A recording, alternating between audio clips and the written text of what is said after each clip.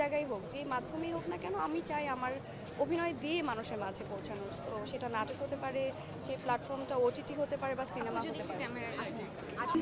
আম, এখন খুব ভালো ভালো সিনেমা হচ্ছে এবং এটা আমাদের জন্য আসলেই খুবই গর্বের বিষয় যে আমরা ভালো ভালো ডিরেক্টর পাচ্ছি, ভালো প্রোডাকশনে কাজ হচ্ছে, ভালো গল্পে কাজ হচ্ছে।